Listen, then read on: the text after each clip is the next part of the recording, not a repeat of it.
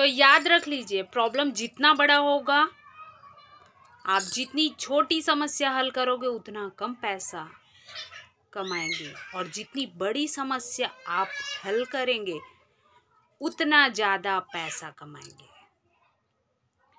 आपको सर दर्द हो गया, कितना खर्च कर देंगे?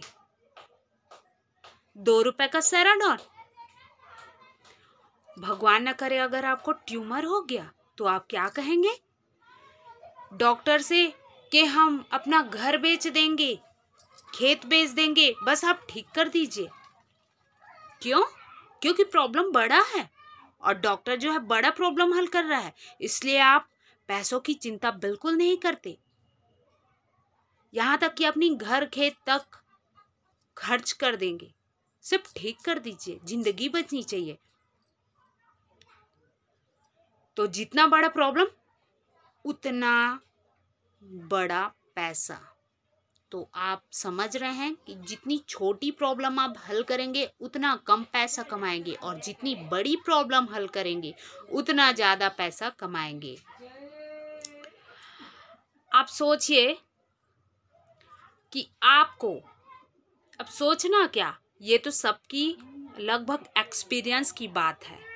आप जो हैं कभी बस पे ट्रैवल किए होंगे, किए हैं कि नहीं, कमेंट सेक्शन में ज़रूर बताइएगा। तो आपके लगेज बैग जो होते हैं उसका वजन क्या कंडक्टर पूछता है? कितना है, क्या वजन है, पूछता है क्या? नहीं। आपने ट्रेन पे सफ़र किया होगा, आपको टीटी पूछता है कि आपका बैग कितना है, 1 है, 2 है, 10 है, कितना वजन है, पूछता है? नहीं। लेकिन अगर आप प्लेन में सफ़र करते हैं तो आपका लगेज, आपका बैग जरूर काउंट किया जाता है, कितना है, 1 है, 2 है, 10 है, कितना केजी है। क्योंकि प्लेन में ओवरलोड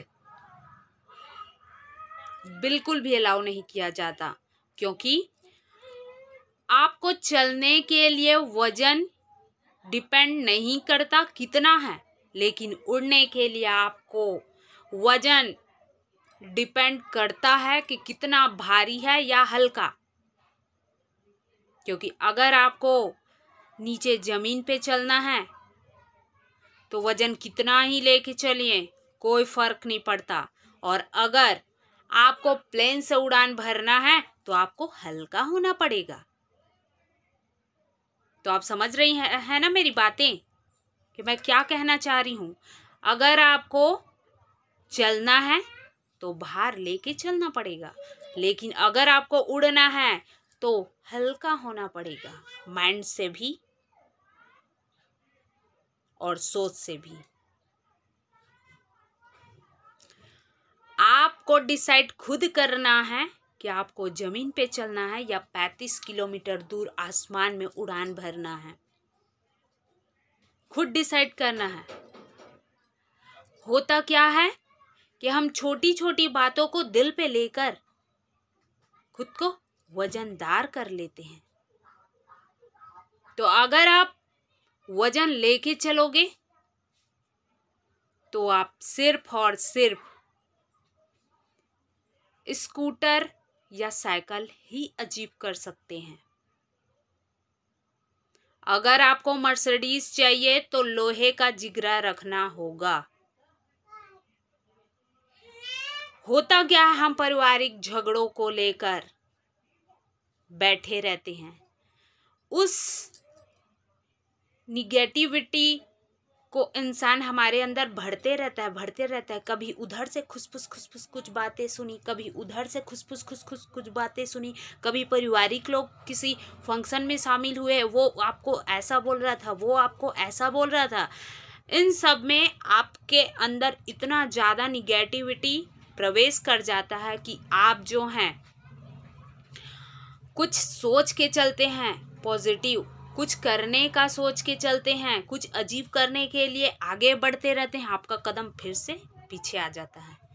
क्यों? क्योंकि आपके अंदर जो इंसान चाह रहा था आपके अंदर निगेटिविटी भरना, वो तो ऑलरेडी आप भी उसको एक्सेप्ट करके भर चुके हैं अपने शरीर पे।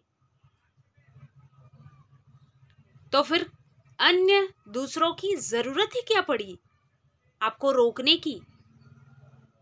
आप खुद वजह बन गए अपने आप को, अपने अचीवमेंट को, अपनी जो पॉजिटिव दिशा है उस चीज के लिए रुकावट बन के आप खुद खड़े हो जाते हैं। तो इसके लिए आपको अपने आप को जितना हो सके हल्का रखने की आवश्यकता है।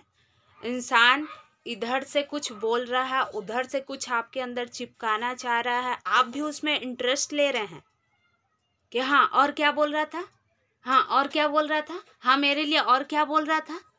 तो इस तरह से आप भी उसमें इंटरेस्ट दिखाते जाते हैं और निगेटिविटी जो होती हैं, जो डिमोटिवेशन होती है, आपके अंदर पूर्ण रूप से प्रवेश कर जाती है।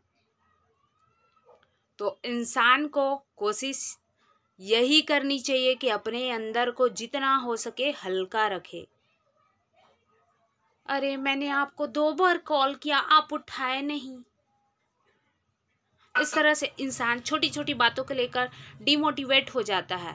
इंसान, अरे मेरे लिए तो पनीर बचा ही नहीं। तो आपको डिसाइड ये करना है कि पनीर आपको सामान्य खाना है या फिर मर्सिडीज में बैठ के खाना है। आपको इस तरह से अपने आप को, अपने माइंड सेट को रखना है कि पनीर बचे ना बचे कोई फर्क नहीं पड़ता। ठीक मिल गया तो भी ठीक है, नहीं मिला तो भी ठीक है। आप क्या पनीर खाने के लिए हैं? क्या पनीर खाने के लिए ही आप हैं? आपको पनीर नहीं मिला तो आप डिमोटिवेट हो जाएंगे। तो इस तरह से आप माइंडसेट को बिल्कुल भी ना रखें। मिले तो भी ठीक, ना मिले तो भी ठीक।